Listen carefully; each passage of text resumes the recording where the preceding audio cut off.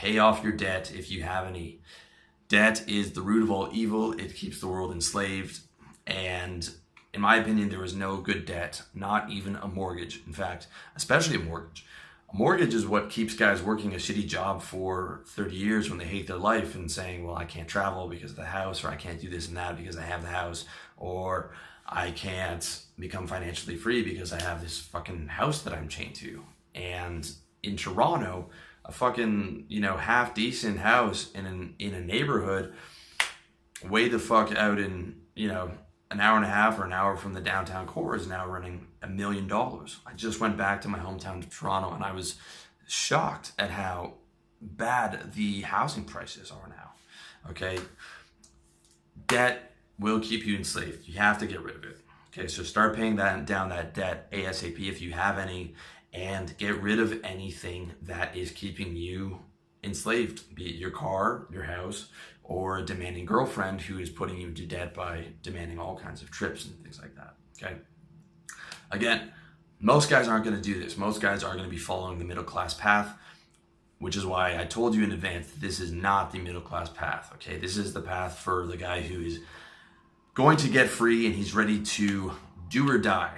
Like, you really have to be willing to sacrifice all the fucking shit that all your friends have to get that freedom, all right? I'm telling you, the freedom will be worth it, but you really have to make sacrifices for it. And you can't have debt. You can't be free when you're chained to credit cards, raping you with interest payments and mortgages and car loans, all right? It's not possible. With that said, you can still have and keep your credit cards for the points, just not debt. If you are smart with your cards, you can actually make them work for you. And that's something that I will cover in step 6. But right now, if you have the debt, you got to get rid of it. Number 5, step 5, start saving. Okay. As much as you can every single month. You want to save absolutely as much as you can. Because to get free, you need a stash of cash. When you quit your job and you're going to be working your own business, you're going to want a stash of cash for any expenses that might come up, or emergencies, or to reinvest in your business. I mean, there are absolutely no downsides to having as big of a stash of cash as possible. And trust me, okay, the more you save now, the more your future self 2 or 3 years from now will thank you.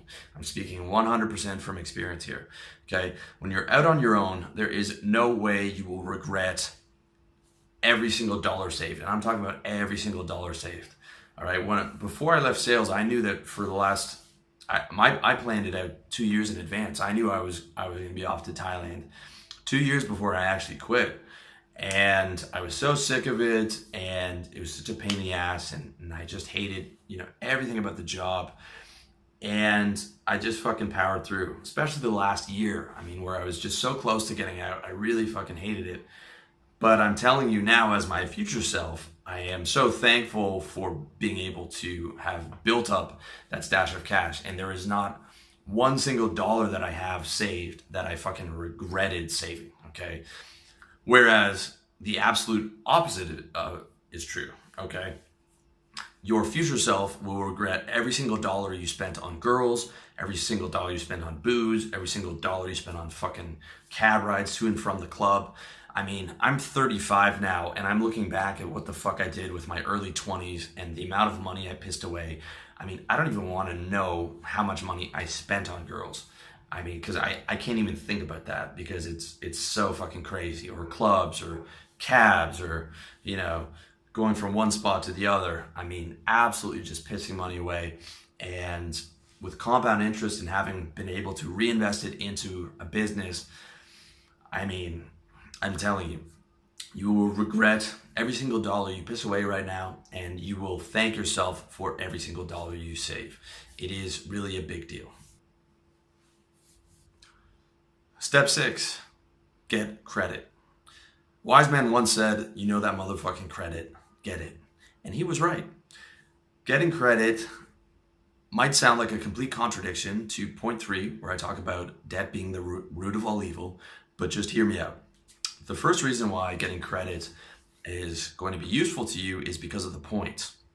When I was still living in Toronto, I used I got an Aeroplan card, which is the Canadian version of Air Miles, and I used it for absolutely everything. All my grocery shopping, movies, whatever it was, I used that. And if you live in a major city, there are companies that allow you to pay your rent with a credit card. I found one of those.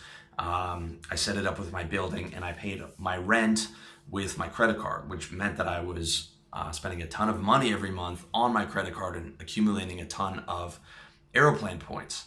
The Aeroplan points that I accumulated bought me my ticket to freedom, literally bought me my ticket to Thailand, and I just went back home, bought me half of my return trip back to Toronto after 2 years of being in Thailand. So that's a major benefit. I mean, if you're going to be in your home country for the next 2 or 3 years and you're thinking about becoming an expat, you could, be able to pay for a $1,500 trip somewhere with your Air Miles. And it's not just about the money, it's about just the whole beauty of the situation that you're using the credit card to make yourself money and to pay for your ticket to freedom. It feels really good. Number two reason to get credit is as an emergency lifeline. So let's say you choose to come to Southeast Asia or Colombia, and that is where you are going to be living and continuing to build your business.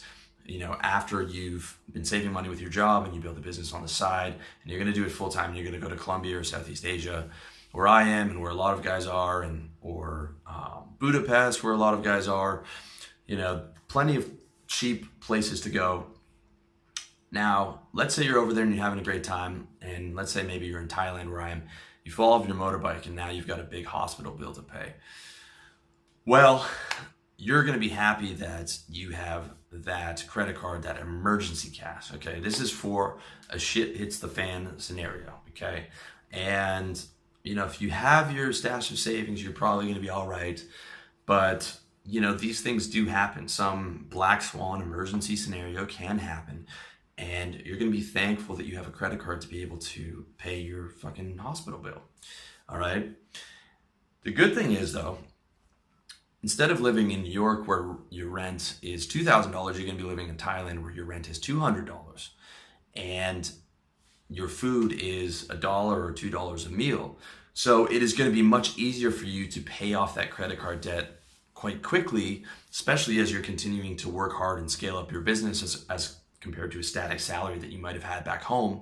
So the chances are of you becoming part of the, a debt spiral is going to be much, much less than the guy in the West who is using credit cards, okay? But again, you want to make sure that the credit is there for emergencies only. Now, you do want to get this credit while you're employed. That's why I put it early in the plan, because no one wants to give credit. They don't want to give credit cards to a guy who just started his business and is making no money. They want to give credit cards to someone who's employed and has an address for his job and is making X amount of consistent dollars a month. So you get it while you're actually employed. All right. But the one thing you don't want to do is get those credit cards that are attached to a bank. You want to get separate credit cards, because what can happen is if you, God forbid, you get an accident, you use credit as an emergency, the business isn't going as well as you thought, and you fall behind on your payments, they can actually freeze your entire account. That means your checking account, your savings account, just because you had the credit card tied with them, and now you can't access your funds at all. Okay, so that means that you're going to be in another foreign country, and now you can't take any money out of your bank until you pay off what your balance is, and then get back to the minimum payment. And that's not a position that you want to be in. So try not to get cards that are attached to specific banks. Lastly, if you've struggled with debt spirals in the past, then just forget about credit altogether. Okay, if you've been addicted to debt and you've been caught up in it before, and you've been struggling with it, maybe once, maybe 2 or 3 of these debt spirals, just pay off the debt like I originally said and cut up the cards and just don't risk it.